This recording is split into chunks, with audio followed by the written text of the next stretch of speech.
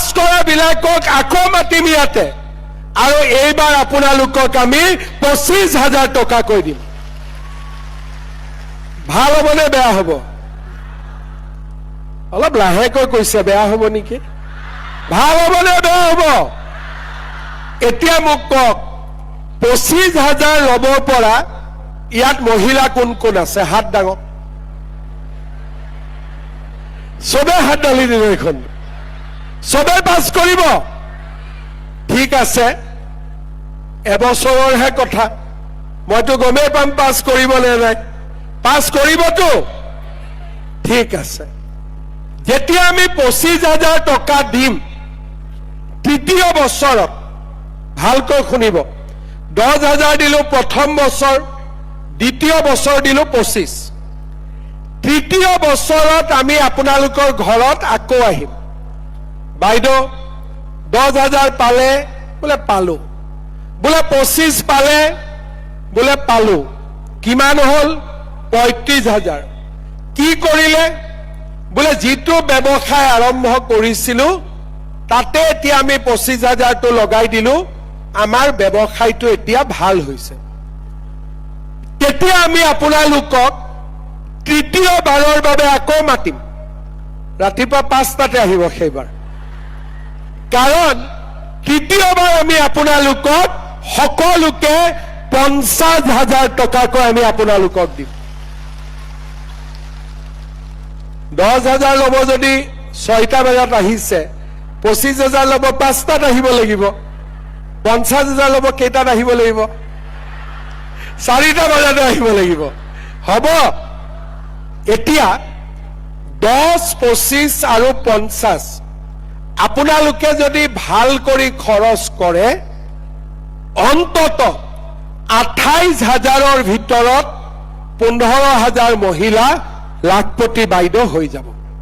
হ'বনে নহ'ব সেই কাৰণে এই আঁচনিখন কেৱল মাত্ৰ 10,000ৰ আঁচনি নহয় আপোনালোকক লাখপতি বাইদেউ বনাবৰ কাৰণে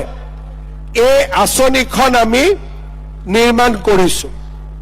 গৰম লাগে অলপ ভাল কৰি জাপি থবি হা ধৰ্মেশ্বৰ কোঁৱৰে দিছে ভাল কৰি ৰাখ ধৰ্মেশ্বৰ কোঁৱৰে মিটিংখন ভাল কৰি অৰ্গেনাইজ কৰিছে হয়নে নহয় দিয়ক ধৰ্মেশ্বৰ কোঁৱৰৰ কাৰণে এটা তালি বজাই দিয়ক এতিয়া এই মাহত পালো 10,000 টকা ভৱিষ্যতে পাম 25-50 কিন্তু অৰুণোদয় পাই থকা সকলে এই মাহত কিমান পাব আকৌ নতুন কৰি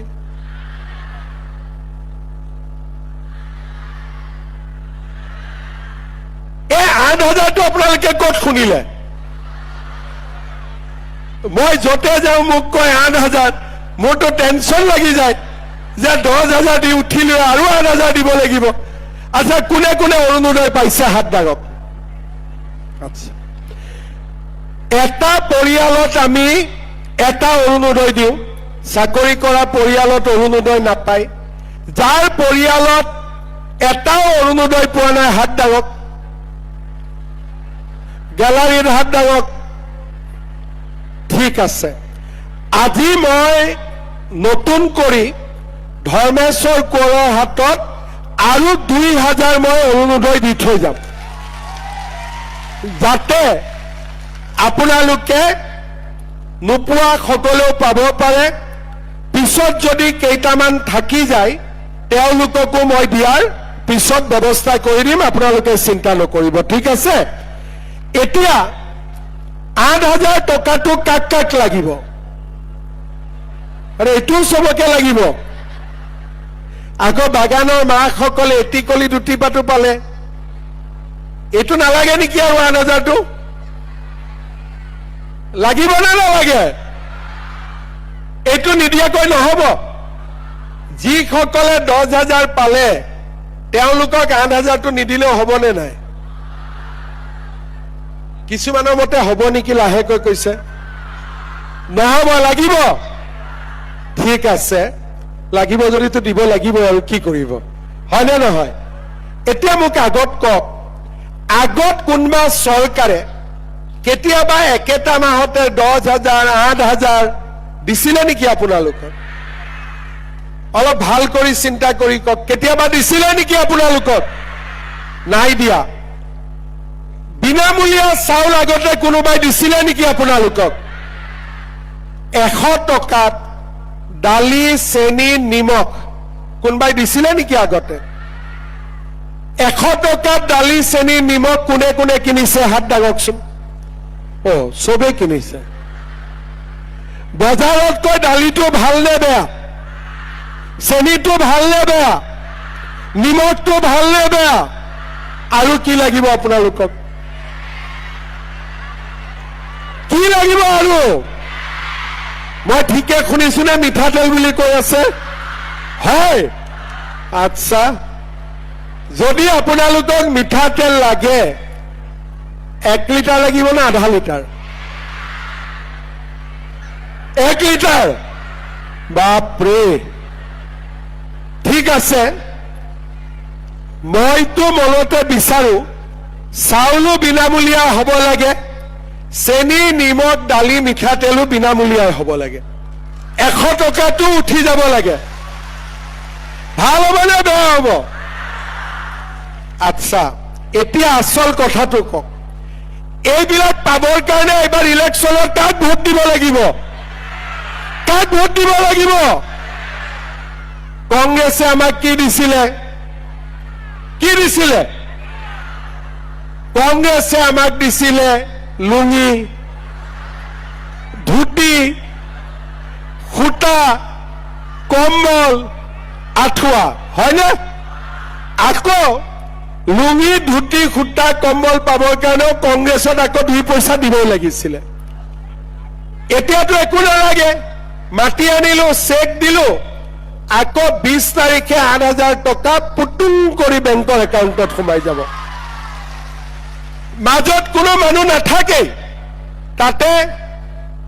টিপিলো ইয়াত সোমাই গল ঝামেলা শেষ হয়নে এতিয়া আপোনালোকে কক যদি অসমত বিজেপিৰ চৰকাৰ নাহিলেহেঁতেন এনেকে আপোনালোকে 10,000 টকা পালেহেঁতেন নেকি কক মনৰ পৰা কক জোৰ কৰে নাই মই অৰুণোদয় আঁচনি আহিলেহেঁতেন নেকি এনেকে দালি চেনি নিমখ পালেহেঁতেন নেকি ছোৱালীবিলাকে নিযুত মইনা পালেহেঁতেন নেকি 1.5 লাখ ল'ৰা ছোৱালীয়ে 1 টকাও ঘোষ নিদিয়াকৈ চৰকাৰী চাকৰি পালেহেঁতেন নেকি কেতিয়াও নাপালেহেঁতেন কংগ্ৰেছে ভাবিছিল যে অসমীয়া মানুহ ধুতিৰ যোগ্য লুঙিৰ যোগ্য ইমানেই কিন্তু আজি আমাৰ চৰকাৰখনে ল'ৰা ছোৱালীক চাকৰি দিছে ল'ৰা ছোৱালীক নিযুত মইনা দিছে এই মাহতে ল'ৰাক পঢ়িবৰ কাৰণেও আমি বাবু আঁচনি দি আছো এই মাহতে 2-4 দিন পিছতে এতিয়া আপোনালোকে চিন্তা কৰক আগতে আমাৰ গাঁৱত বহুত ঘৰ আছে অতিথি এজন আহিছে বোলে বহক চাহ খাওক পাকঘৰত গৈছো চেনি নাই আকৌ বাতিটো লৈ ওচৰৰ মানুহৰ ঘৰত দৌৰ মাৰিছো আমাৰ বাগানত চেনিৰ দাম বেছি কাৰণে মানুহে চেনি দি চাহে নাখায় নিমখে দিয়ে চাহ খায় হয় না নহয় আজি অসমত আমি এটা এটাকৈ মহিলাসকলৰ দুখ আমি দূৰ কৰিব চেষ্টা কৰিছো পাকঘৰত যাতে খোৱা বস্তুখিনি থাকে নামঘৰটো যাতে ধুনীয়া হয় আৰু মহিলাসকলেও যাতে সমাজৰ উন্নয়নত বৰঙণি যোগাব পাৰে আজি আপোনালোকে চাওক আমাৰ সোণাৰী সমষ্টিত 31,323 গৰাকী মহিলাই অৰুণোদয় পাইছে 28,000 মহিলাই লাখপতি বাইদেউ পাব 2,000 অৰুণোদয় মই নতুনকৈ দিম 33,000 হ'ব নিযুত মইনা 2,100 18 গৰাকী ছাত্ৰীয়ে পাইছে আৰু